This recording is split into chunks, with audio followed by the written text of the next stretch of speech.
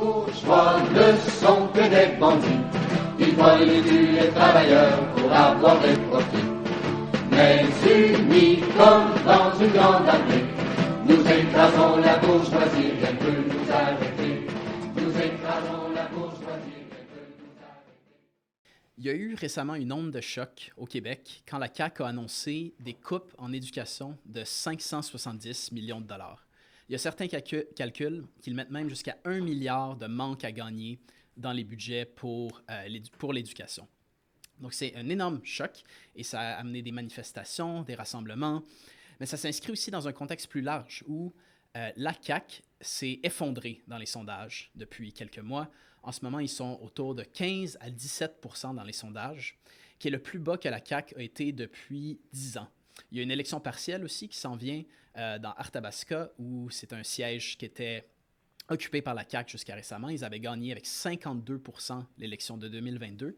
Puis les projections de l'élection partielle donneraient à la CAQ 3 %. Donc le parti s'effondre complètement dans l'opinion publique et implante des coupes qui sont massivement impopulaires. Et ce n'est pas les seules coupes d'ailleurs. Il y a eu des coupes en santé, il y a eu d'autres attaques contre la classe ouvrière au cours des derniers mois. Donc c'est de ça dont on va parler aujourd'hui au podcast Communiste révolutionnaire. Je m'appelle Julien Arsenault, je suis membre du comité exécutif du PCR. Je suis aujourd'hui avec Hélène Bissonnette, aussi membre du comité exécutif du parti. Salut Hélène. Salut Julien. Donc on a beaucoup de choses à discuter aujourd'hui. Donc c'est le retour de l'austérité au Québec. Ça ne fait pas de doute là-dessus. Tout le monde le sait, c'est le sujet de l'heure aussi. La CAQ, ils sont pas fous non plus. Ils ont fait ces coupes-là juste alors que l'été commence, qui est normalement un moment où ça parle un peu moins de politique, où les gens décrochent et tout. C'est pas un hasard, selon moi.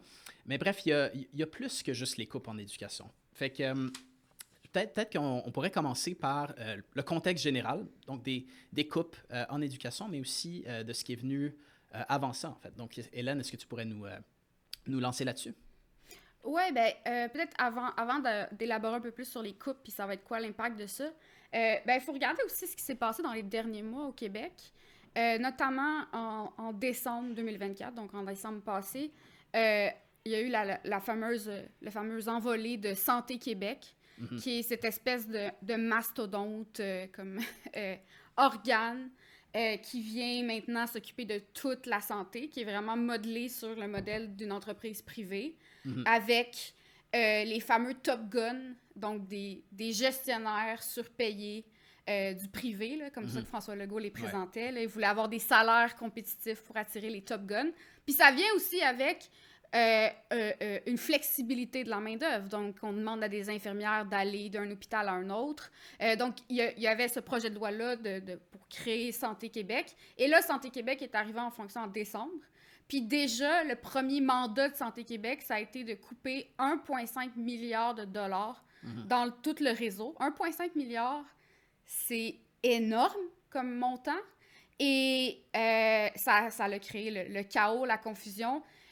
Puis éventuellement, comme 3 mois plus tard, je pense à peu près, la CAQ, on finit par dire on retire ce mandat-là qu'on donnait à Santé Québec, mais ça reste qu'il y a eu plein de coupes qui ont été faites. Je pense que c'est autour de 300 millions de dollars qui ont été coupés déjà depuis que ça a été créé. Et avec ça est venu, je pense que c'est environ 1300 postes au moins depuis décembre qui ont été coupés en santé. Donc, ce qu'on voit, c'est que la trajectoire, c'est qu'il va y avoir d'autres coupes en santé qui vont se faire. Puis là, ici, je veux dire, je ne passerai pas beaucoup de temps là-dessus. C'est un peu, je veux dire, n'importe qui est au Québec, n'importe qui a fréquenté le système de santé sait c'est quoi, là.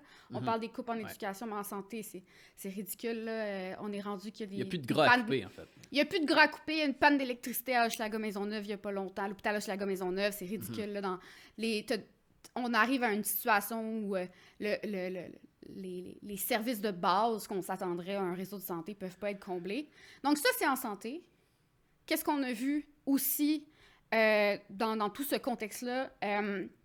On a vu, il n'y a pas si longtemps, je pense que c'est le mois dernier, le fameux projet de loi 69 qui a été adopté, que la CAQ a fait passer, donc le projet de loi sur l'énergie. Puis ça, c'est vraiment un gros truc. Ça paraît pas parce que c'est beaucoup de jargon terminologique, mais essentiellement, ce qu'ils font, c'est ouvrir la porte, vraiment un premier pas important pour l'entrée du privé dans le secteur de l'électricité, de l'hydroélectricité au Québec. Donc maintenant, Hydro-Québec perd le droit d'être le seul distributeur d'électricité. Essentiellement, ce que ça veut dire, c'est qu'ils vont... ça veut dire qu'une compagnie privée peut vendre de l'électricité, ce qui n'était pas du tout le cas avant. Évidemment, c'est tout le temps... Ils commencent avec des petites mesures, puis ils restreignent la possibilité que le privé rentre, mais essentiellement, ils sont en train de paver le terrain pour vraiment privatiser le secteur de l'hydroélectricité. Donc ça, c'est un gros pas qui a été franchi aussi. On parle du mois passé. Et un autre gros pas qui a aussi fait beaucoup les manchettes, je pense que c'était une semaine avant le PL 69, c'est le PL 89, qui a été adopté par la CAQ, qui vient sévèrement limiter le droit de grève. Donc, il donne des pouvoirs au gouvernement d'imposer un arbitrage, puis d'empêcher essentiellement les syndicats d'aller en grève. C'est ça que ça veut dire. Ça, c'est une attaque massive. Et bien, on peut voir que ça s'inscrit dans le contexte où la CAQ impose l'austérité, impose des mesures, fait entrer le privé et veut limiter la possibilité que les syndicats ripostent à cette offensive-là. Oui, une petite parenthèse sur la loi 89, c'est directement inspiré d'ailleurs de ce qui s'est passé au fédéral dans la dernière année où le gouvernement fédéral utilisait un article un peu obscur du Code du travail canadien, l'article 107, pour dire que pour essentiellement intervenir dans des conflits de travail et dire que bon, la grève est finie, il faut que ce soit soumis au comité des relations industrielles, sans même un vote au Parlement. C'est pas comme les lois spéciales qui sont votées, au moins. C'est pas voté du tout, juste un décret gouvernemental. Nous renvoyons ce conflit au comité des relations industrielles, au CCRI, ça s'appelle. Donc, c'est très similaire, en fait. Puis oui, ça vise à empêcher les grèves qui dérangent trop de continuer. Donc, c'est un outil dans l'arsenal du gouvernement québécois pour limiter les grèves en les envoyant en arbitrage avec beaucoup plus de facilité. Mais aussi, c'est important de souligner que le tournant vers l'austérité de la CAQ, c'est quelque chose qu'ils avaient pu éviter, en fait. Tu sais, la CAQ est au pouvoir, on le sait, depuis 2018. Ils avaient monté au pouvoir sur la base d'un rejet du PQ puis du PLQ avec leur décennie d'austérité. On reviendra là-dessus dans un instant. Mais les premières années de la CAQ au pouvoir, ils avaient pu s'en tirer sans austérité, en fait. Mais là, le masque tombe, en fait. La CAQ fait essentiellement ce que le PLQ, les libéraux et le PQ avaient fait avant eux. Puis c'était des circonstances exceptionnelles. Depuis 2018, il y avait eu la COVID aussi, ça aurait été politiquement impossible d'implanter une austérité massive. Puis la CAQ avait gagné l'élection de 2022, c'était une balade dans le parc. Tu avais quasiment l'impression que Legault était agacé d'avoir à faire campagne, aller au débat quand il savait très bien qu'il allait gagner. Mais là, oui, il est forcé d'implanter des mesures impopulaires. Puis ça paraît dans les sondages. Puis c'est pas juste l'austérité, il y a aussi cette arrogance, là, la question des salaires des élus augmentés à 30% avec l'austérité, le scandale Northvolt où des centaines de millions de dollars des contribuables vont disparaître essentiellement dans un projet privé d'une entreprise qui a fait faillite. Bref, il y a beaucoup d'éléments qui s'accumulent, qui convergent vers une colère contre la CAQ, en fait. Puis si je peux me permettre, sur la question de l'éducation, l'arrogance du ministre Drainville, on le voit, là, c'est assez ridicule. Là.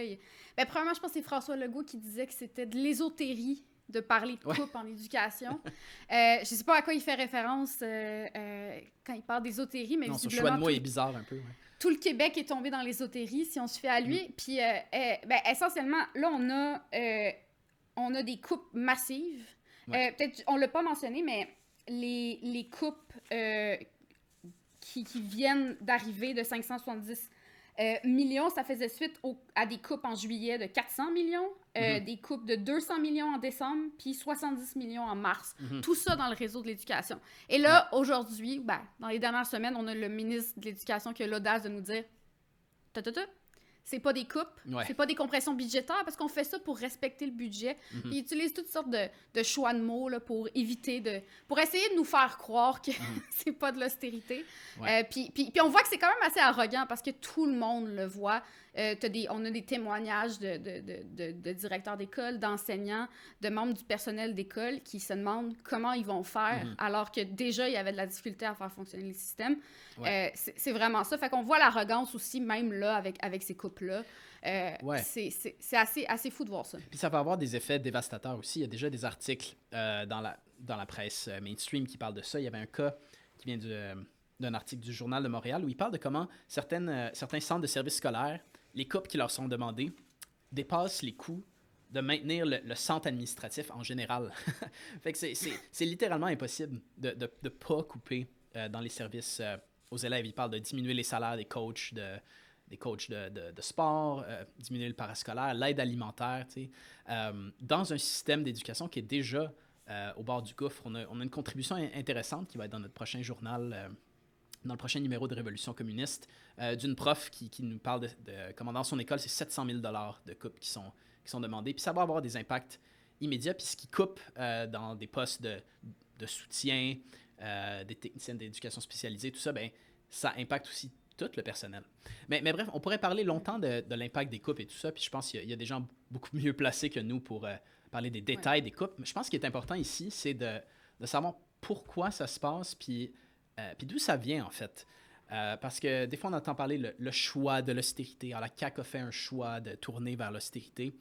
Je pense que l'histoire nous enseigne que c'est pas nécessairement un choix, en fait, sous un système capitaliste qui fonctionne par la recherche de profit, le fait de rendre l'environnement propice à l'investissement privé et tout ça. Il y a une logique à l'austérité qui dépasse les choix individuels de politiciens. Fait que je pense que ce serait important de parler de ça, puis aussi de parler un peu de l'histoire, à tout le moins l'histoire récente de l'austérité au Québec. Je pense que c'est ça qui va nous renseigner sur pourquoi ça se passe, en fait, ce qu'on voit en ce moment. Fait que, est-ce que tu pourrais nous lancer là-dessus, donner un petit aperçu un peu plus historique de l'austérité au Québec? Oui, parce que en ce moment, ce que la CAQ fait, ça arrive comme un coup de tonnerre. Un éclair dans la société québécoise, mais si on regarde plus concrètement, ce que la CAQ fait en ce moment, ça s'inscrit directement dans ce qu'on pourrait dire le programme de la bourgeoisie québécoise. Cette année, c'est les 20 ans. Ça adonne que c'est les 20 ans depuis le fameux, ou plutôt l'infâme manifeste pour un Québec lucide. C'est peut-être pas tout le monde qui se souvient de ça. Moi, je m'en souviens, j'étais au secondaire. Ça avait quand même beaucoup... ça avait fait énormément jaser au Québec. C'est le manifeste pour un Québec lucide en 2005. C'est notamment lancé par Lucien Bouchard, donc ancien premier ministre du Québec, péquiste, qui avait implanté l'austérité massivement, et d'autres gens du milieu des affaires et tout ça. Puis essentiellement, ce qu'il disait, c'est que ça nous prend un nouveau programme au Québec. Il faut changer de cap. Et de quoi il parle? Il parlait du problème de la compétitivité du Québec au niveau économique, qu'il fallait attirer plus d'investissements privés. Et donc, ça voulait dire aussi, pour attirer les investisseurs privés, il faut qu'on fasse moins de place au secteur public, il faut qu'on coupe dans la taille de l'État. Donc, il faut qu'on s'accommode, accommode l'État québécois pour ça. Donc, il parlait de coupe, de faire introduire le privé aussi dans les services. Et, il parlait spécifiquement d'ouvrir la porte à privatiser l'hydroélectricité. En particulier l'hydroélectricité. Donc là, le dégel des frais de scolarité aussi. Le dégel des frais de scolarité. Et aussi, il parlait d'avoir des syndicats qui soient plus, je pense le mot collaboratif. Ouais. Essentiellement, il voulait il parlait que ça prenait au Québec des syndicats plus faibles. C'était noir sur blanc dans ce manifeste-là. Je l'ai relu la semaine passée, puis c'est assez clair c'est quoi ce programme-là. Mais quand on lit ça, qu'est-ce qu'on lit aussi? On voit ce qui avait déjà été fait dans les dernières décennies. Donc, dans les années 80, le Parti québécois de René Lévesque ont attaqué massivement l'État-providence, le secteur de l'État, notamment avec des coupes, des mesures, des coupes salariales importantes dans le secteur public. C'est dans ce contexte-là qu'il y avait eu la fameuse loi Matraque pour forcer une loi de retour au travail forcé. Donc ça, c'est les années 80. Puis on a vu ça après les années 90 avec justement le gouvernement de Lucien Bouchard, le déficit zéro, des mesures d'austérité importantes. Entre autres, je crois que c'est plus de 4000 infirmières qu'on a envoyées à la retraite de manière précipitée. Puis le gouvernement aussi de Bouchard s'était aussi attaqué aux infirmières qui avaient fait la grève en 99. Donc, on avait eu ça. Et là, on arrive au début des années 2000. Ben, qu'est-ce qu'on a aussi? Ensuite, on voit que le relais a été passé aux libéraux de Jean Charest et qui ont aussi fait des mesures importantes pour s'attaquer aux travailleurs. Des mesures aussi pour favoriser, pour alléger, si on veut, le fardeau fiscal des grandes entreprises, notamment. Bien évidemment, le gouvernement Charest s'en est pris aux étudiants, voulait attaquer les frais de scolarité, augmenter les frais de scolarité. On a vu ça. Et après, ben, on a vu le gouvernement de Pauline Marois, qui a pris le relais en 2012, qui a aussi fait différentes mesures assez brutales aussi pour alléger le fardeau fiscal. Je pense qu'il y avait des congés de congés de taxes pour les grandes entreprises. Oui, pour les grands projets de plus de 300 millions, si ma mémoire est bonne. Le chiffre n'est peut-être pas exact, mais les grands projets d'investissement étaient exemptés de taxes. Oui. Oui, exactement. Il y avait aussi la grève des travailleurs de la construction. Le PQ a imposé une loi spéciale pour les forcer à retourner travailler. Ils ont aussi indexé les frais de scolarité. Ça, c'est la petite histoire qu'on oublie souvent, mais aujourd'hui, les frais de scolarité sont extrêmement élevés grâce au PQ, certains diront, qui ont poursuivi d'une certaine manière ce que les libéraux avaient commencé. Puis après, on a eu les années du gouvernement Couillard, avec la réforme de la santé, qui était un espèce de précurseur de ce qui va devenir le Santé Québec et tout le plan de privatisation de la CAQ, qui ont aussi fait des gros congés fiscaux pour les entreprises et imposé des mesures d'austérité assez sévères. Et ça nous a amené jusqu'à aujourd'hui. Puis je pense que ce qu'on voit, c'est un portrait historique où est-ce que la classe dirigeante, à travers ses gouvernements, a de plus en plus cherché à démanteler l'État-providence. C'est le fameux État-providence avec le modèle québécois dont on parle, où est-ce qu'on a un État qui apporte beaucoup de services à la population, qui aide la classe ouvrière avec différents services, la santé, l'éducation, tout ça. C'est des attaques successives qu'on a vues depuis des dizaines d'années. Oui, puis c'est ça, c'est un phénomène beaucoup plus large aussi. On voit ça dans l'ensemble des pays d'Occident, notamment.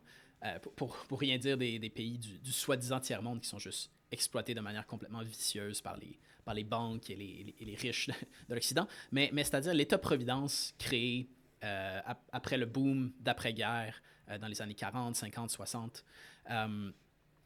L'État-providence, c'était une conquête de la classe ouvrière qui a été gagnée de chaudes luttes aussi. Il y avait des grèves, des mouvements de masse dans les années 60 notamment, au Québec, la Révolution tranquille, et l'existence de l'État-providence était aussi due à la soi-disant menace du communisme. Hein. Si le capitalisme en Occident n'est pas capable de donner quelque chose à la classe ouvrière, ça allait rendre l'Union soviétique plus attrayante. Là. C'est documenté que ça faisait partie des réflexions de la classe capitaliste en Occident. Mais bref, il faut que quelqu'un paye pour ces services-là. T'sais. Puis des fois, c'est un argument qu'on entend à droite. Le Québec vit au-dessus de ses moyens. T'sais. On n'a pas la capacité de payer pour tous ces services-là, les salaires élevés dans la fonction publique, dans les services publics. Mais je dirais que l'argument de la droite, il y a un élément de vérité qu'il faut payer pour ces services-là. Puis sous le capitalisme, ça vient des poches des grandes entreprises à travers les impôts et d'autres mesures, ou via les poches des travailleurs, à travers l'impôt aussi. Donc, il faut que quelqu'un paye. Puis les capitalistes ne sont pas particulièrement chauds à l'idée de payer plus d'impôts, des meilleurs salaires. Même autour du scandale Nordvolt, toute l'affaire Nordvolt, il avait été révélé que des représentants de l'État québécois vantaient les salaires bas au Québec à Nordvolt pour les inciter à venir. Mais bref, le capitalisme, c'est ça, c'est une course vers le bas où on crée des situations plus propices pour l'investissement, pour amener les grandes entreprises. Puis oui, le gros État-providence qui était, à l'échelle de l'histoire, une anomalie dans le capitalisme. De quelques décennies, la classe ouvrière s'est fait donner des miettes. Puis là, aujourd'hui, ça fait des décennies que c'est en train d'être grugé. Puis oui, le Québec, pour revenir un peu plus proche du sujet, le Québec accuse un retard de productivité par rapport au reste du Canada. C'est bien documenté depuis des années. Puis l'État-providence est plus gros aussi. Le mouvement syndical est plus fort. C'est 40% des Québécois des travailleurs québécois qui sont syndiqués. Fait que oui, ça fait longtemps que la classe capitaliste veut attaquer les syndicats, affaiblir les syndicats, puis couper dans l'État-providence. Puis c'était le cas, Jean Charest qui l'avait fait, par exemple, c'était couper la taxe sur le capital. Mais oui, donc il y a une logique sous le capitalisme où la crise du système, le fait qu'il y a plus de... il y a moins il y a un environnement moins propice à l'investissement, les entreprises ne veulent pas investir s'ils ne peuvent pas faire d'argent, bien, ça amène cette course vers le bas, là. Puis la privatisation aussi, ça ouvre des nouvelles avenues pour le privé. Fait que mon point, c'est que l'austérité, c'est une conséquence logique du système capitaliste. Puis c'est là où ça dépasse les intentions des partis ou même des politiciens individuels. Le PQ s'est longtemps présenté comme un parti social-démocrate. René Lévesque, quand il avait fait ses coupes dans les années 80, il dit on n'avait pas le choix de faire ces coupes-là. T'sais. Puis dans un sens, sous le capitalisme, c'est vrai que tu n'as pas le choix. Puis Legault, la CAQ, ils ont pu s'en sauver pendant plusieurs années. Ils avaient hérité de surplus budgétaires énormes de la part des libéraux de Couillard, puis d'une situation économique relativement favorable. Mais là, c'est plus le cas. Il y a aussi, il ne faut pas l'oublier, la crise commerciale. C'est une menace existentielle pour le capitalisme au Canada, qui fait juste pas le poids par rapport aux États-Unis. Donc, une situation économique plus difficile. Puis d'ailleurs, il y a un autre aspect important, c'est qu'il y a quelques mois, le Standard & Poor's, qui est une agence de notation de crédit, a abaissé la cote de crédit du Québec. Puis justement, le Standard & Poor's disait c'est à cause des revenus trop faibles de l'État, des déficits de la CAQ, puis de l'incertitude liée à la crise commerciale. Mais ça aussi, une baisse de la cote de crédit, ça veut dire que ça va coûter plus cher au Québec d'emprunter de l'argent pour financer ses dépenses, pour rembourser sa dette existante. Fait que ça aussi, ça ajoute une pression sur la CAQ de, entre guillemets, c'est ça, respecter les budgets, pas dépenser trop. Et c'est qui va être affecté? On le voit, c'est les travailleurs de l'éducation, les enfants, les parents, pour ne pas parler du système de santé et d'ailleurs. Donc, il y a une logique à ça, c'est le système capitaliste lui-même qui amène la nécessité de l'austérité à un moment ou à un autre. Est-ce que tu as quelque chose à rajouter là-dessus? Oui, ben, si je peux me permettre, ce qui est intéressant de voir, c'est qu'on a vu dans le premier mandat de la CAQ, ils n'ont pas eu à s'attaquer de front aux travailleurs. Ils n'ont pas eu à imposer l'austérité de front. Et pourquoi? Ben, tu l'as mentionné un peu, ils ont hérité d'une situation économique relativement favorable. Puis un des facteurs pourquoi la situation était favorable, c'est parce que les libéraux, juste avant, ont tellement implanté l'austérité qu'ils ont ramené... la tronçonneuse, Ben, ils ont passé Exactement, ils ont passé la tronçonneuse. Fait que il y a eu un rééquilibre entre le ratio entre le PIB et la dette. Donc, la CAQ n'a pas eu à implanter l'austérité aussi massivement.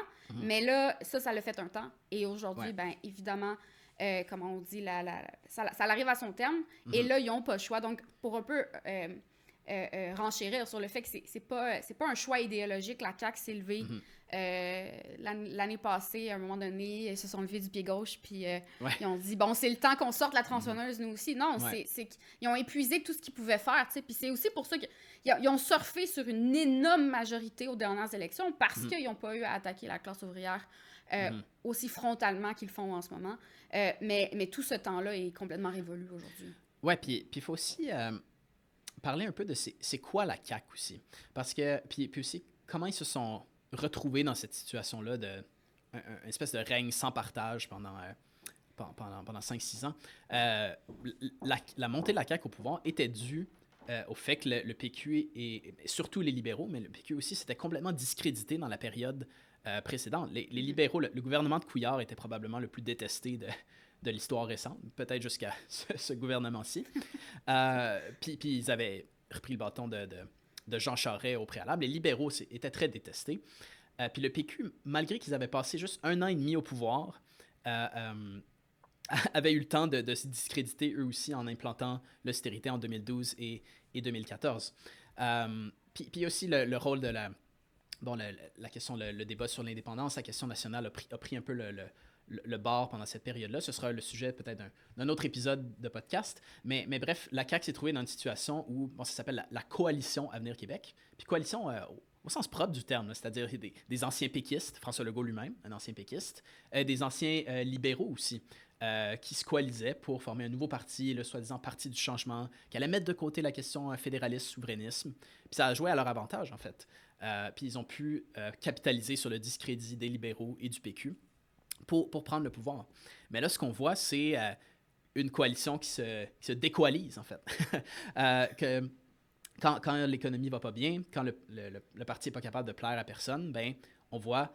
ce qu'on voit en ce moment, c'est il semble que l'électorat, les travailleurs, les travailleuses, et les gens qui ont soutenu la CAQ pour une raison ou une autre, retournent à la maison. Parce que ce qu'on voit depuis 1 an et demi, c'est le PQ qui est premier dans les sondages, qui étaient probablement les électeurs péquistes qui ont été vers la CAQ retournent à la maison. Puis là, depuis quelques temps, ben, on voit la même chose avec le retour du Parti libéral, qui est, lui, en 2e place des sondages. Ce qui a été... La tendance se dessine aussi, notamment depuis qu'ils ont un chef, Pablo Rodriguez. Mais donc, on voit c'est ça, l'effondrement de la CAQ, qui s'est complètement discrédité à tous les niveaux, un gouvernement détesté, et la remontée des partis plus traditionnels. Mais il y a un autre point à ça, sur cette question-là, c'est que est-ce que c'était nécessaire que l'effondrement de la CAQ mène à la montée du PQ en particulier, qui était presque à l'article de la mort il y a 2 ans, et les libéraux maintenant? Est-ce qu'il aurait pu en être autrement? Puis ça nous amène évidemment sur le sujet de Québec solidaire, qui est en dernière place des récents sondages, même derrière le Parti conservateur d'Éric Duhaime. Faut le faire quand même. Mais donc, je pense qu'on devrait parler de ça, en fait. Qu'est-ce qui explique que QS n'a pas été capable de capitaliser sur l'effondrement de la CAQ? Oui, ben, c'est un gros sujet. Je pense qu'on a fait un podcast il y a pas longtemps à la suite du départ de GND. Mais si on regarde, sincèrement, en 2018, on oublie, parce que tu as mentionné comment la coalition Avenir Québec est arrivée. Aussi, ils ont remporté en 2018. Ils se présentaient comme le parti du changement. C'était ça, le nouveau parti. Il y avait ce mood anti-establishment qui s'installe au Québec. Et donc, la CAQ en a profité. Mais de l'autre côté, Québec solidaire aussi en avait profité. Et pourquoi ils en ont profité? C'est pas magiquement le contexte qui les a avantagés. C'est aussi parce qu'il y avait à l'époque défendu des bonnes propositions audacieuses. Ils ont donné le ton à la campagne électorale à certains moments en parlant d'éducation, de gratuité scolaire, de soins dentaires universels, différentes mesures sur le transport en commun. Tout ça, ils ont amené des mesures qu'on pourrait dire des mesures de classe pour vraiment aller connecter avec les travailleurs puis avec la jeunesse. Et ça leur a amené un bon résultat Oui, une percée historique, en fait. Une percée historique qui sont passés de 3 à 10 députés. Et je relisais un peu ce qu'on écrivait à l'époque, en 2018. Puis si on regarde, l'avenir semblait être assez reluisant pour QS. S'il continuait dans cette direction-là, il était en bonne position pour devenir l'opposition, en fait, la vraie opposition, pas numériquement là, au Parlement, mais la vraie opposition à la CAQ puis aux éventuelles mesures d'austérité de la CAQ. Donc, la situation ressemblait à ça en 2018. Et qu'est-ce qu'on a vu depuis ce temps-là? C'est que plutôt que de continuer cette voie-là en présentant des mesures qui connectent avec des mesures relativement plus radicales que les autres partis, qui connectent avec les enjeux qui concernent la classe ouvrière, les travailleurs, la jeunesse. Mais plutôt de faire ça, on a vu de plus en plus la voie du compromis, la voie de la modération qui a été empruntée année après année par la direction du parti. Ce qui les a amenés dans une situation où, plutôt que de se distinguer des autres, comme ça avait été le cas aux élections, ben, ils sont devenus de moins en moins distinguables des autres partis de l'establishment. Un establishment de moins en moins populaire. Donc, c'est ça qu'on a vu dans la dernière période. Puis ensuite, ça nous a amené avec des résultats assez médiocres dans les intentions de vote, dans les sondages.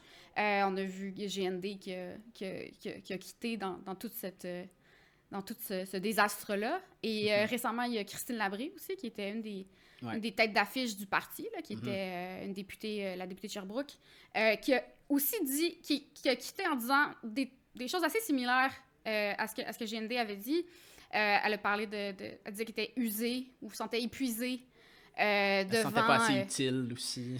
Ouais, pas assez utile, se sentait épuisée aussi devant les débats internes dans le parti. Elle parlait des attentes irréalistes de la gauche, comme quoi la gauche était trop exigeante envers elle puis envers les autres députés.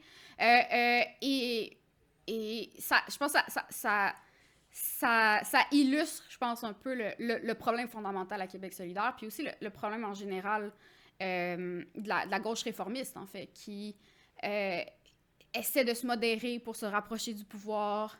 Et de plus, à mesure qu'ils tiennent ce discours-là, ben finalement, on ne sait plus c'est quoi leur rôle, en fait. Qu'est-ce qu'ils font de différent? Qu'est-ce qu'ils apportent de différent? Pas grand-chose. Ouais, ben en fait, c'est quelque chose dont on a parlé par le passé. Ceux qui nous écoutent pourront voir, il y a un épisode précédent sur la crise dans QS autour du départ de GND. Donc, on n'a pas besoin de tout répéter ce que toi et moi avons dit dans cet épisode-là. Mais oui, il y a cette contradiction-là au sein de QS qui existe depuis toujours. En fait, l'impulsion qui avait donné naissance à QS. D'ailleurs, tu as parlé du Manifeste pour un Québec lucide en 2005. La réponse était le Manifeste pour un Québec solidaire par des personnalités plus à gauche et tout. Puis ça avait mené à la formation de QS. Donc, puis le QS, c'est ça, c'était un rejet du capitalisme. QS était formé dans une période de montée des mouvements sociaux au milieu des années 2000. Mais il y a toujours eu cette contradiction-là entre la poussée initiale qui avait donné naissance à QS, un rejet du système et tout ça, et la tendance constante à se modérer du parti, qui était exprimée par GND, par Christine Labrie aussi. Christine Labrie, c'était, je ne sais pas si tu t'en rappelles, Hélène, mais au congrès du parti de 2021, c'était Christine Labrie qui avait argumenté pour diluer la revendication de gratuité scolaire. Oui, c'est elle qui avait parlé parce qu'il disait « Ah, on veut avoir la gratuité scolaire à terme, donc on ne s'engage pas à le faire dans un premier mandat. » Puis on sait comment ça marche. Quand tu dis que tu le fais pas dans un premier mandat, tu le repousses à plus tard, ou à jamais plutôt.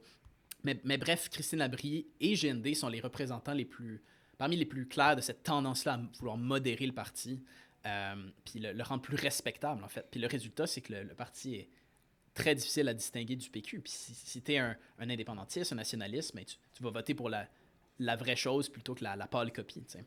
Mais donc oui, le départ de Christine Labrie illustre à nouveau cette contradiction-là dans QS, puis le cul-de-sac du parti. Puis Christine Labrie, ce qu'elle a dit, c'est incroyable. Elle dit sur le sujet de comment la gauche est irréaliste, la gauche dans le parti, puis à l'extérieur, elle dit « Ah, mais quand tu passes ta journée à planter des arbres, puis qu'on te dit que t'en fais pas assez pour le génocide à Gaza, ça devient lourd. » Mais c'est comme, y a-tu pas une illustration plus claire de la déconnexion de ces politiciens-là avec ce qui radicalise les jeunes, les travailleurs, les gens qui portent attention à la crise mondiale qu'on voit? C'est vraiment renversant. Peut-être parlant de déconnexion, ça fait un peu penser à ce qu'on a vu, je pensais au mois de mai à peu près, quand Ruba Gazal avait dit qu'au Québec, on était un peuple de consensus, on n'était pas clivant. Oui, c'est ça. Ouais. Parce que j'avais assisté au débat, pas au débat, mais à la discussion qu'il y avait eu avec Jean-Luc Mélenchon, le leader de la France insoumise. Mélenchon disait qu'il fallait que la gauche accepte d'être clivant. Puis par la suite, elle avait fini par dire « Mais non, mais ça, c'est correct pour la France. Mais au Québec, nous, on est un peuple de consensus. » Ouais, on n'est pas comme ça, on est un peuple de consensus. Puis l'ironie en ce moment, quand on regarde tout ça, c'est il y a rien qui fait moins le consensus que les politiques de la CAQ. Puis si on regarde l'histoire du mouvement ouvrier, si on regarde l'histoire du Québec, on a une historique de lutte de classe, on a une historique de lutte combative, précisément parce qu'il n'y a pas de consensus entre les travailleurs puis la classe dirigeante. Mais avoir cette approche-là, cette vision-là, ben ça fait en sorte que qui peut se dire « Ouais, le Québec solidaire, ils vont vraiment aller lutter pour nous, ils vont défendre nos intérêts. » À peu près à la même période, au mois de mai, QS a lancé un manifeste pour les travailleurs. C'était essentiellement un pétard mouillé. Là. C'est passé dans le beurre, personne n'a vu ça. Essentiellement parce que je pense qui croit, peut vraiment se dire que QS va se tenir debout. Si on dit qu'au Québec, on est un peuple de consensus, alors qu'on a une classe dirigeante qui est en train de mener une lutte, pour ne pas dire une guerre féroce sur nos conditions de vie. ben, je peux comprendre la non-pertinence de Québec solidaire dans ce contexte-là. Mais le manifeste, c'est intéressant que tu mentionnes parce que ça montre ça montre une couple de trucs. C'est ça, c'était le manifeste pour un Québec solidaire de ses travailleurs et travailleuses. Ouais. Donc, ça a été lancé le 1er mai, justement, c'est pas un hasard, la fête internationale des travailleurs. Puis je pense que ce manifeste-là, qui a été annoncé par Ruba Gazal et Guillaume Clich-Rivard, les deux porte-parole en ce moment, c'était dans un sens la reconnaissance que QS errait depuis des années. Parce que quand est-ce que tu entendais GND parler des travailleurs, les travailleuses, de dire « nous allons être le parti des travailleurs », c'est ça que Ruba Gazal a dit après la démission de GND. Elle a dit que QS a perdu son étoile polaire, puis il faut redevenir le parti des travailleurs. Dans un sens, pour moi, c'était une reconnaissance de l'approche complètement erronée de GND puis sa gang. Donc dans ça, il y a quelque chose de positif que ce soit reconnu, puis qu'on parle ouvertement de la classe ouvrière, des travailleurs, au moins un peu. Mais c'est vrai que ce manifeste-là, c'est une reformulation de certains éléments de programme qui sont déjà là, des bonnes revendications comme l'interdiction des lockouts, un salaire minimum à 20$, 4 semaines de vacances. Après, ça pose la question, est-ce que ce programme-là serait applicable par un gouvernement de Québec solidaire? Il y aurait une énorme pression de la classe capitaliste pour les faire plier. Mais mettons ça de côté pour l'instant. Je pense que le point, c'est effectivement, ça va en prendre bien plus que ça pour que QS réussisse à enthousiasmer les jeunes et la classe ouvrière comme ils avaient commencé à le faire en 2018. Donc, on voit vraiment un parti dans l'impasse qui se cherche parce que oui, ils sont tellement rapprochés du centre politique qui se sont condamnés à être non pertinents. Ce centre-là est déjà occupé. Il y a déjà un PQ, un parti indépendantiste, centre-gauche, centre-droit, dépendamment de quel bord le vent tourne. QS sert à rien dans ce contexte-là. Donc oui, l'effondrement de la CAQ en ce moment, dans un drôle de tournant historique, profite pour l'instant au PQ et aux libéraux qui font un comeback, comme on dit en bon français. Fait que le temps dira si ça va tenir. Le rythme des événements de nos jours est hallucinant. Faut pas oublier qu'il y a 7 mois, le parti de Pierre Poilievre semblait s'en aller vers une victoire facile aux prochaines élections. Ça s'est complètement renversé et Marc Carney a gagné. Le Québec est connu pour ses changements d'opinion soudains. Donc, faut pas aller trop vite à prédire le résultat des prochaines élections. Mais oui, donc l'effondrement de la CAQ en ce moment, il y a un vide à gauche sur... Et c'est pas qu'il n'y a pas de potentiel. Il y a un potentiel pour un vrai parti qui représente la classe ouvrière, qui propose de lutter contre l'establishment, qui dénonce le système capitaliste, propose une vraie alternative. Et QS a échoué jusqu'à présent à jouer ce rôle-là. Mais je pense que ça devrait nous amener vers le dernier sujet.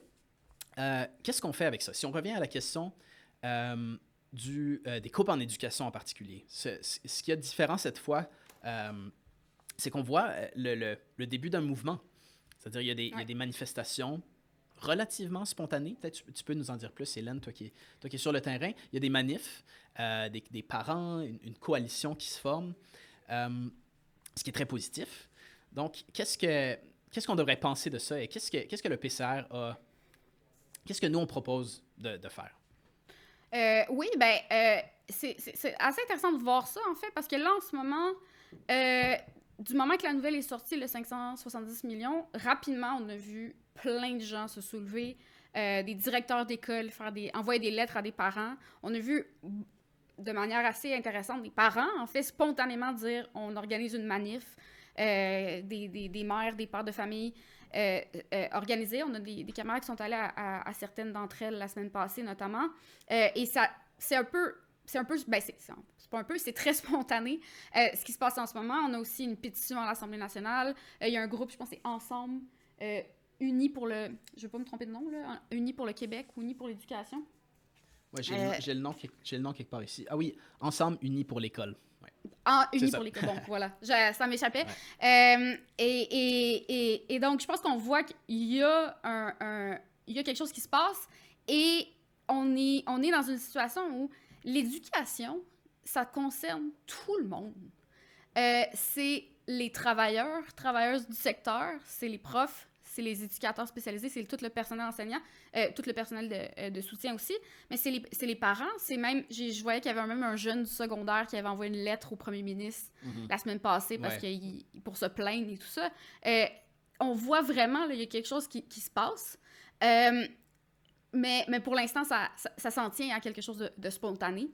Mais je pense qu'il y a énormément de potentiel, mais il n'y a pas juste du potentiel dans l'éducation. Je pense que la réalité, c'est qu'on voit les attaques en santé, on voit les attaques en général, on voit les conditions de vie qui sont en train de se détériorer à différents échelons, à différents niveaux.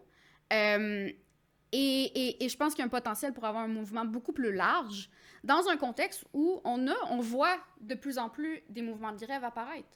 Je lisais un article, je pense, dans la presse cette semaine qui disait que dans les 50 dernières années, il n'y a jamais eu autant de conflits de travail, donc de grève principalement, que dans les 2 dernières années au Québec. Pour moi, ça, c'est un chiffre qui est assez symptomatique. Il y a quelque chose qui se passe. Donc, le potentiel est là pour que ça l'explose, en fait. Au-delà de simplement la question de l'éducation, mais plus en général, qu'il y ait un mouvement qui s'organise pour lutter contre l'austérité de la CAQ, puis l'austérité capitaliste en général. Oui. Puis c'est... la CAQ a encore une super majorité au Parlement. Fait qu'on peut pas s'attendre à ce qu'il soit défait au Parlement sur leur coupe. C'est l'été d'ailleurs, le Parlement est pas en session. L'Assemblée nationale est pas en session, mais donc c'est pas du Parlement qu'on devrait attendre des résultats.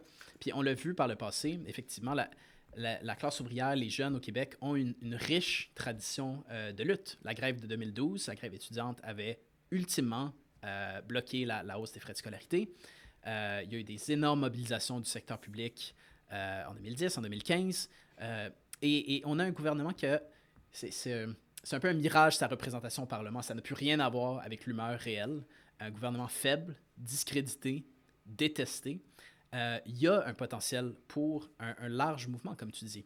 Ça me rappelle un peu... je lisais dans nos archives des articles qui datent de 2014. Ça me rappelle beaucoup ça. Les leaders syndicaux à l'époque parlaient de « on va avoir un printemps chaud au Québec » avec les libéraux de Couillard qui attaquaient à gauche et à droite à peu près tout ce qui bouge.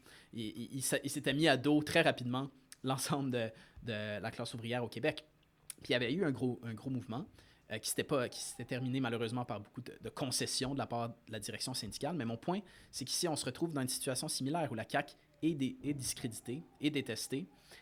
Puis il y a ce potentiel-là. Maintenant, comment ce potentiel-là peut être actualisé? Je pense que ça en prend beaucoup plus de la part des syndicats, des dirigeants syndicaux au Québec. Comme je l'ai dit, un des mouvements syndicaux les plus puissants, un des mouvements syndicaux les plus puissants en Amérique du Nord, sinon le plus puissant, 40%, beaucoup de ressources qui devraient être mis à la construction d'un mouvement de masse, de manifestations, de rassemblements et de grèves aussi dans les secteurs touchés par les coupes notamment. C'est quelque chose qui peut être fait. Puis je pense que ça doit être fait aussi. J'avais vu un post une publication de la FAE, le syndicat, la Fédération autonome de l'enseignement, un des syndicats de profs. Puis la manière qu'il expliquait, je pense que ça laissait entendre peut-être le fait qu'il ne voulait pas jouer ce rôle dirigeant-là. Ça disait, les parents nous ont beaucoup soutenus pendant notre grève, il y a 1 an et demi. Maintenant, c'est à nous de les soutenir. C'est un peu, il le présentait comme une lutte des parents, mais non, c'est une lutte de tous les travailleurs, de tous les travailleuses, de tous les parents contre ce gouvernement détesté-là. C'est comme ça que ça devrait être présenté. Puis c'est comme ça qu'on peut mobiliser des larges couches de travailleurs, mais ça va prendre que les dirigeants syndicaux s'y mettent les ressources pour faire qu'un vrai mouvement de masse voit le jour. J'étais quand même impressionné de voir, c'était à Québec, il y a une manif calée en 24 heures. Une manif calée et 24 heures plus tard, il y a eu la manif. Il y avait 400 personnes. Puis, à ma connaissance, il n'y avait pas de groupe spécifique derrière. Peut-être que je me trompe, mais une manif spontanée en 24 heures qui réunit 400 personnes à Québec, c'est un indice anecdotique de cette humeur-là à la lutte. Donc, c'est quelque chose qui est possible. Il y a même Sol Zanetti, le député de QS, qui a appelé à un soulèvement national contre l'austérité en éducation. On a bien des critiques de QS, mais là-dessus, il a 100% raison. Puis pas juste sur l'éducation. Ça prend un soulèvement, une mobilisation de masse contre toutes ces mesures d'austérité, les attaques contre les syndicats qu'on voit de la part de la CAQ. Oui, puis si on regarde, on a parlé de l'État-providence tantôt, du modèle québécois dans les années 60, 70 et tout ça. comment on a eu ces acquis-là? Ça a été parce qu'on a eu des directions syndicales qui sont allées à l'offensive. On a eu un mouvement ouvrier organisé, mobilisé, qui a lutté pour ça. C'est la seule façon par laquelle on va pouvoir stopper l'hémorragie puis lutter pour des vrais gains réels. Il faut que le mouvement ouvrier soit uni et il soit combatif. Puis ça passe par les directions syndicales. Le potentiel est immense au Québec avec tout l'appareil des syndicats. On a, comme tu disais tantôt, 40% des travailleurs sont syndiqués. C'est énorme. Imagine si les directions syndicales disaient « Nous, on veut aller à l'offensive. On ne va pas laisser la CAQ nous imposer ça. » Puis là, tu le dis aussi, il reste plus qu'un an avant les prochaines élections. C'est assez clair en ce moment, la CAQ, ils savent, ils ne sont pas populaires du tout. Ils ont un plan à faire. Ils savent. Si je regarde, je parlais de l'arrogance du ministre Rainville, on parlait de l'arrogance de la CAQ. Ils savent, là. Ils sont là pour faire une job en ce moment. C'est imposer le programme de la bourgeoisie au Québec, c'est attaquer les conditions de travail, puis aussi s'attaquer aux syndicats. Puis il n'y a pas d'autre façon. On ne va pas lutter. Ça ne va pas être avec le Parlement dans la prochaine période. La CAQ, ils ont une archi-majorité. Il faut organiser un mouvement dans les lieux de travail, un mouvement populaire qui soit mené d'abord et avant tout, je pense, par les directions syndicales, puis avec QS aussi. Je pense que QS, il faut appeler... pourrait jouer un rôle, appeler à une mobilisation nationale, je pense que c'est très bien, mais la prochaine étape, c'est vraiment jouer un rôle plus important pour organiser ça. Il n'y en aura pas d'autre solution. T'sais. On va pas pouvoir juste appeler... On peut pas appeler à la bonne volonté de la CAQ. Ils sont absolument impopulaires, leurs mesures sont impopulaires. Ils les font pareil. Ils vont pas changer d'idée demain matin. C'est absolument garanti. Fait que je pense qu'il faut vraiment être clair là-dessus. La seule façon par laquelle on va pouvoir changer les choses, c'est si le mouvement ouvrier lutte avec ses propres moyens et ne compte que sur ses propres moyens. Oui, c'est pour ça que nous on dit que c'est seulement la classe ouvrière qui peut stopper la CAQ. C'est seulement s'ils voient un mouvement de masse dans les rues qui vont peut-être réfléchir à reculer s'ils veulent essayer de sauver les meubles. Des fois, c'est juste une question de leur carrière aussi, de retirer des mesures impopulaires pour peut-être espérer être réélus. Quoique, comme on a dit, ça se peut qu'ils savent très bien que the game is up, comme on dit. Mais aussi, un autre point, c'est la question de l'avenir aussi, l'après-CAQ. Parce que, oui, c'est le Parti québécois qui est en première place des sondages, les libéraux deuxième. Bon, le temps dira qui va l'emporter. Les libéraux c'est très connu que le Parti libéral est le parti préféré de la classe capitaliste au Québec, ou l'était du moins jusqu'à tout récemment avant la CAQ. Mais si la CAQ s'effondre, le monde est au courant du rôle historique que les libéraux ont joué. Le PQ, je pense que c'est important de faire une mise en garde, en fait. C'est le PQ qui a lancé la pétition en ligne contre les coupes en éducation. C'est rendu à 150 000 non, ce qui est une des pétitions les plus populaires de l'histoire des pétitions de l'Assemblée nationale. Tu sais, mise en garde, c'est l'historique du PQ, en fait. Les récents gouvernements du PQ, on en a parlé plus tôt dans notre discussion. C'est eux qui ont dégelé les frais de scolarité, qui ont accompli quelque chose qui était demandé. Après la grève étudiante de 2012, ils disaient « Ah non, mais ils avaient indexé les frais de scolarité au coût de la vie. Mais l'indexation, c'est pas vraiment un dégel. » Je veux dire, c'est un argument complètement faux. Ça a été un dégel des frais de scolarité. Puis les salaires suivent pas le coût de la vie. Fait que c'est une augmentation. Si je peux me permettre sur les frais de scolarité, je crois, à moins que je me trompe, mais qu'aujourd'hui, la hausse la hausse des frais de scolarité amenée par l'indexation est plus grande que le fameux 1625 que Jean Charest. Ça se pourrait, Jean Charest voulait implanter. Donc, le Parti québécois, de manière plus sournoise, après le mouvement 2012, a quand même implanté ça. Puis ça, je pense que c'est des mesures comme ça très concrètes qu'on a vues dans les à peine 2 ans du gouvernement Marois. On a vu plein d'attaques, plein de changements assez rapides. Puis ça, il faut absolument garder ça en tête. On peut pas se faire aucune illusion sur le Parti québécois. Je pense que ça, c'est clair. Oui, exactement. Tu l'as mentionné aussi, mais ils avaient attaqué la grève des travailleurs de la construction en 2013.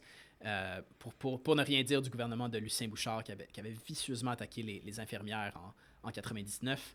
Bref, c'est un parti aussi avec un historique d'austérité et d'attaque contre les travailleurs parce que c'est comme ça que ça fonctionne sous le système capitaliste. Puis peu importe c'est qui va hériter du gâchis que la CAQ laisse derrière, En fait, c'est pas juste la faute de la CAQ, c'est le fait est qu'on est dans une crise du système capitaliste qui est reflétée dans des tensions inter-impérialistes, dans la montée de Donald Trump. Sa guerre commerciale, c'est une continuation du nationalisme économique qu'on voit dans les pays occidentaux depuis des années déjà. C'est pas spécifique à Trump, mais Trump a accéléré la crise. Donc, mais bref, le gouvernement qui héritera du pouvoir aux prochaines élections au Québec va se retrouver dans la même situation économique difficile où les agences de notation de crédit vont demander un budget équilibré, où on sera potentiellement en récession rendu là, vont hériter de la crise de la productivité qui frappe le Canada en général, mais le Québec aussi. Donc, cette logique-là va amener la nécessité de mesures d'austérité. Donc, c'est en ce sens-là aussi... Ouais, vas-y. Ouais, excuse-moi. Il faut aussi voir l'austérité imposée par le fédéral vont aussi découler sur les provinces. Ça, c'est un gros point, là, en ce moment. C'est... ça a été annoncé hier, oui. Ça a été annoncé hier, puis j'ai vu les chiffres, c'est assez impressionnant, négativement, si on veut. C'est quelque chose qu'on a prédit dans nos perspectives tout récemment, que le gouvernement de Carney, dans le contexte de récession, le contexte de la guerre commerciale et d'augmentation du budget militaire, allait devoir imposer l'austérité. Puis là, hier, il semble que le ministre des Finances a demandé à tous les ministères de faire des coupes de 7,5 % pour l'année qui s'en vient. C'est incroyable. Et ensuite, ça monte à un total de 10 % pour l'année d'après et jusqu'en 2028, où c'est 15 % total. 15 % de coupe dans un ministère, c'est énorme. Et là, on voit que ça va se répercuter sur les services, puis ça va se répercuter sur les transferts aux provinces. Ça, c'est garanti. Fait qu'on a en plus un gouvernement provincial qui se ramasse dans un contexte où on n'aura pas le choix d'implanter l'austérité, et on additionne avec ça l'argent qui vient traditionnellement du fédéral. Il n'y a pas d'issue. Je pense que c'est ça qu'il faut voir avec ça. Il n'y en a pas d'issue. C'est l'austérité qui va être à l'agenda, peu importe qui prend le pouvoir en octobre 2026. Mais donc, le point ici, c'est... Il y a 2 points. C'est, comme on l'a dit, la classe ouvrière doit se mobiliser contre ces mesures-là, de la CAQ, notamment. C'est la seule façon de freiner les mesures. Peut-être forcer la CAQ à reculer. C'est quelque chose qui s'est vu par le passé quand il y a des mobilisations de masse, des grèves. Mais ultimement, l'austérité découle du système. Et donc, je pense qu'il ne faut pas s'arrêter là, en fait. Il faut qu'on propose de sortir du système capitaliste. En fait. Puis c'est ça que le PCR, c'est ça pourquoi le PCR se bat. C'est-à-dire pas un système où à tous les 2, 3, 5 ans, il faut se battre contre des contre-réformes, contre des mesures d'austérité, qu'on soit toujours sur la défensive. C'est la nature de l'époque, en passant. Les gains sont grugés à petit peu par petit peu ou par grands coups. Ça fait des décennies que c'est comme ça. Des luttes défensives. On doit aussi passer à l'offensive puis proposer une société radicalement différente. Puis c'est pour ça que nous, le PCR, le Parti communiste révolutionnaire, on fait l'argument que, ultimement, l'austérité découle du système. Et donc, si le système n'est pas capable de financer des écoles qui ont du bon sens, de financer un système de santé fonctionnel, c'est le système qui doit partir. Puis ça nous prend une révolution, un mouvement de masse de la classe ouvrière qui renverse tout ce système-là. Puis c'est pour ça que le PCR se bat. C'est ça notre perspective. Puis c'est pas aussi loin que ça peut en avoir l'air. Au sens où, partout dans le monde, à chaque année, il y a au moins 1, 2 ou 3 ou quelques pays qui sont traversés par un mouvement de masse, un vrai soulèvement. Des gouvernements tombent, les masses sont dans les rues, cherchent une alternative. C'est quelque chose qui survient dans un pays après l'autre. Puis le Québec et le Canada ne sera ultimement pas à l'abri de ces mouvements de masse-là. Puis c'est pour ça que nous, le PCR, on se prépare dès aujourd'hui. On cherche les gens qui veulent se battre contre le système capitaliste, qui cherchent une solution de rechange, qui sont intéressés à en apprendre sur la perspective communiste, sur les idées marxistes, sur cette analyse-là. Puis on veut organiser ces gens-là aujourd'hui pour se préparer à ces grands événements-là. Donc oui, la lutte contre les coupes en éducation, c'est extrêmement inspirant de voir juste le mouvement spontané que ça a créé dans l'espace de quelques semaines. C'est peut-être juste le début, j'espère que c'est juste le début, mais il faut aussi s'organiser pour changer radicalement la société. Ouais, peux-tu nous dire un petit mot de la fin? Si on revient au sujet initial, on a commencé en parlant de l'éducation. Si on regarde qu'est-ce qu'on a comme situation aujourd'hui, on a un potentiel humain énorme d'éduquer la population. On a la classe ouvrière la plus éduquée de l'histoire, mais on voit, puis c'est pas juste au Québec, on le voit partout, on fait des attaques dans le système d'éducation, dans la santé, dans des trucs qu'on aurait pensé qui seraient devenus des acquis sociaux, en fait, que l'éducation, la santé, que les besoins de la population, les besoins des générations futures, que ça allait être le cœur de notre société. Puis, ce qu'on voit aujourd'hui, c'est le reflet du fait que le capitalisme ne peut pas répondre aux besoins de la population. Puis c'est ça qu'on dit, je pense, au PCR, c'est qu'il faut lutter pour une société où c'est vraiment les besoins de la population qui passent avant les profits d'une minorité. C'est pour ça qu'on se bat. Merci beaucoup, Hélène. Merci à ceux et celles qui nous écoutent. Alors, donc, on se retrouvera très bientôt pour un autre épisode du podcast Communiste Révolutionnaire.